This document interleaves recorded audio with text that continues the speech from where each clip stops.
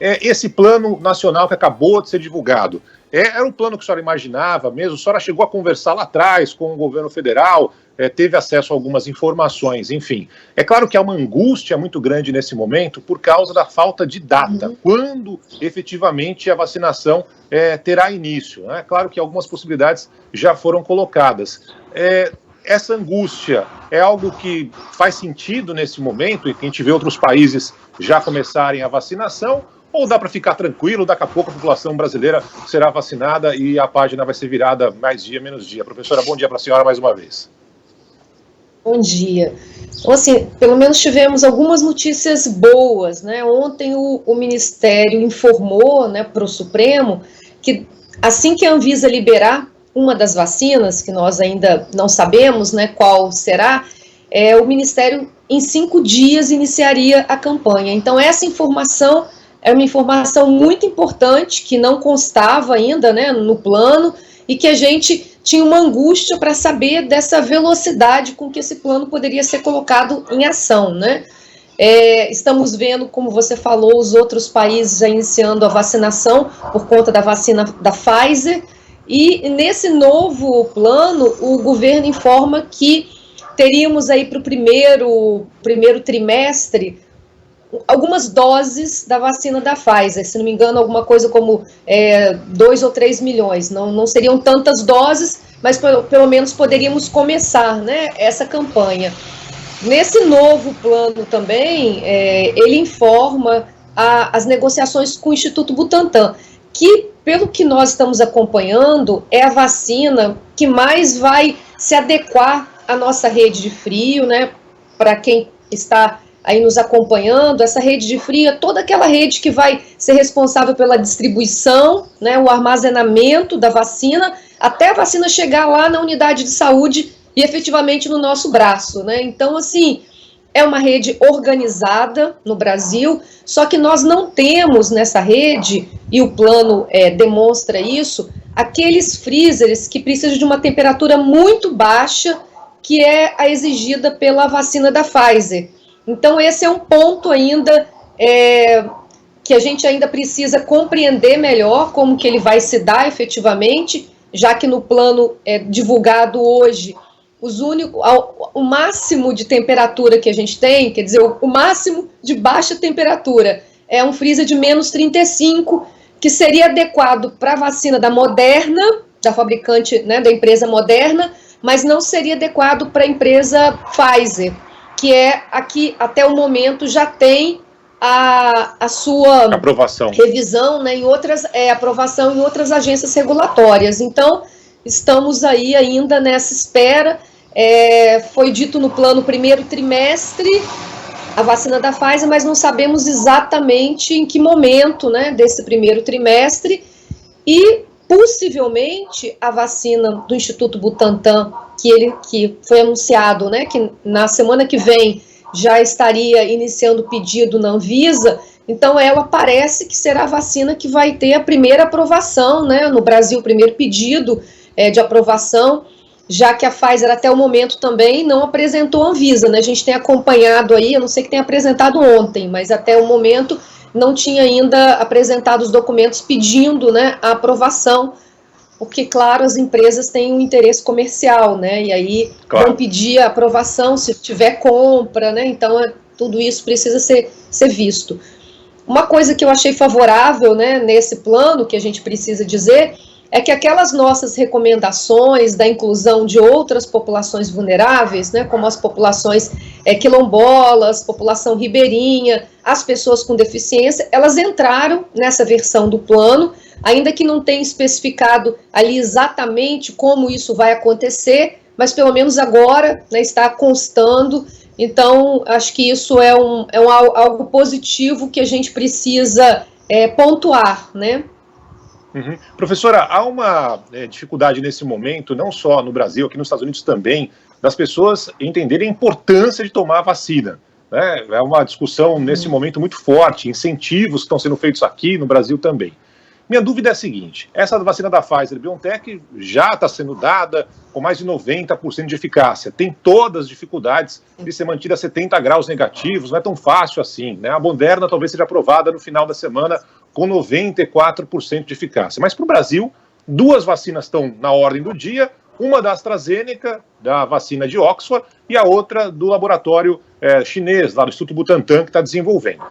Pergunta: mesmo que não tenha 90, 94, 95% de eficácia, se essas 2 vacinas forem aprovadas pela Anvisa, a população tem que ter algum tipo de receio, algum tipo de medo, que tenha 70% de eficácia, por exemplo, ou já é uma vacina que dá para tomar numa boa e tem um resultado esperado?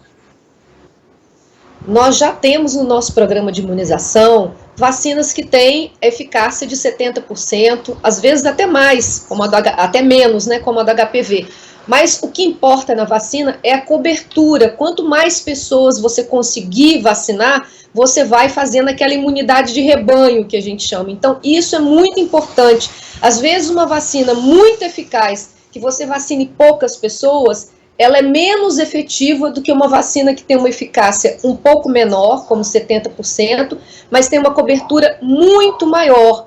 Então, o que nós precisamos entender nesse momento, eu acho que a sua pergunta ela é maravilhosa, porque dá para a gente a oportunidade de dizer para as pessoas, uma vacina que está sendo aprovada pela Anvisa, nossa agência regulatória, que é muito séria, é uma vacina segura. A Anvisa não vai aprovar nenhuma vacina que tenha problemas para a população brasileira. Então, isso a população pode ficar tranquila, porque nós já temos um histórico de aprovação, tanto de medicamentos, né, quanto de vacinas, e só serão aprovadas aquelas que forem seguras e eficazes. Então, quando a vacina chegar lá na unidade de saúde, para que você seja chamado para vacinar, ela é uma vacina segura e eficaz.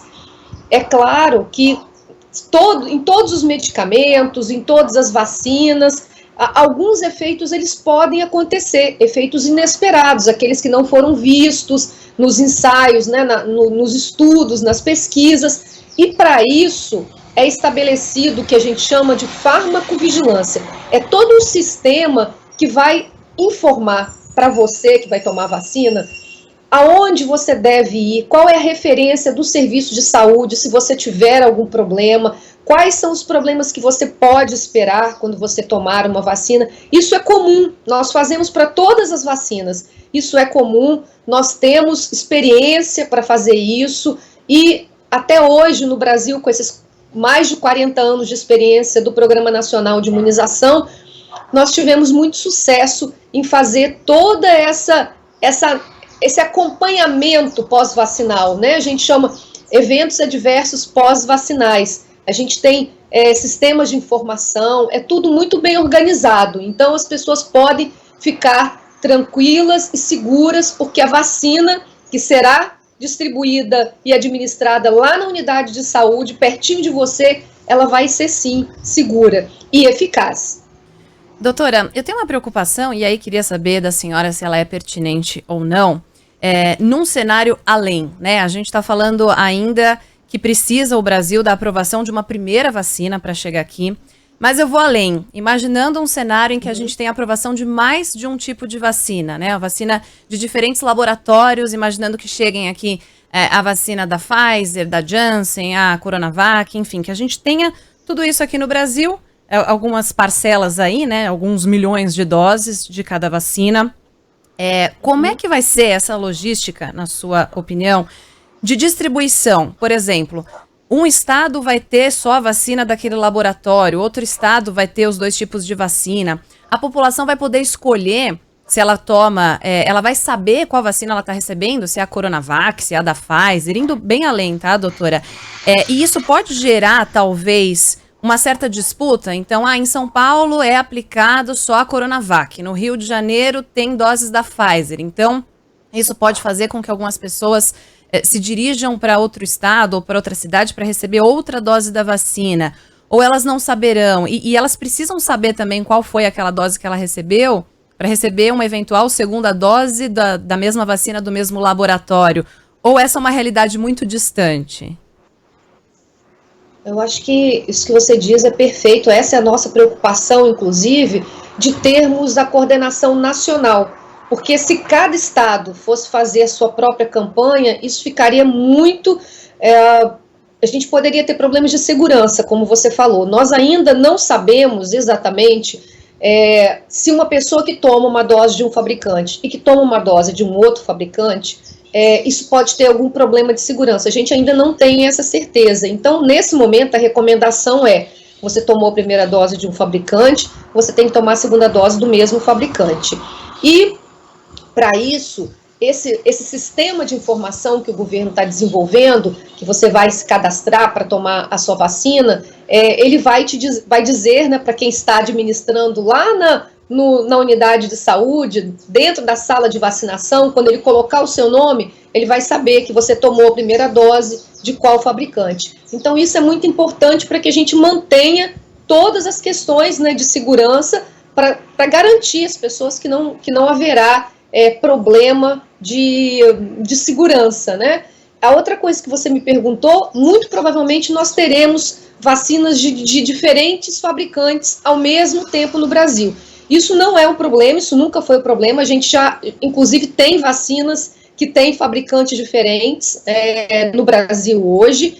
E o que é importante nós sabermos, e vai ter uma regionalização, certamente, algumas vacinas, por exemplo, essas que têm uma temperatura muito baixa, precisam desses freezers especiais, né, super freezers, elas provavelmente não vão poder ser administradas em todos os locais. Alguns locais a gente vai ter mais dificuldade para que essa vacina chegue, para garantir essa temperatura. Então, tudo isso tem que ter a coordenação nacional, né, do Programa Nacional de Imunização, e certamente vai haver uma regionalização de que fabricante vai para qual lugar. Ainda não sabemos isso, porque isso não está de forma transparente, né, no plano ainda, porque nós também não sabemos quais são os fabricantes que começarão a serem distribuídos no Brasil, mas muito certamente nós teremos ao mesmo tempo fabricantes diferentes.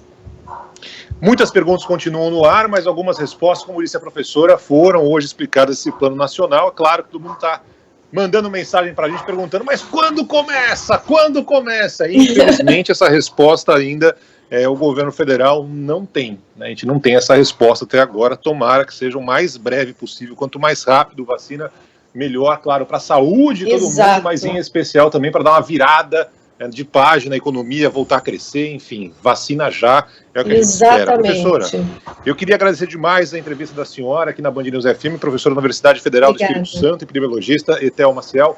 Muito obrigado, um abraço para a senhora, até a próxima. Obrigada.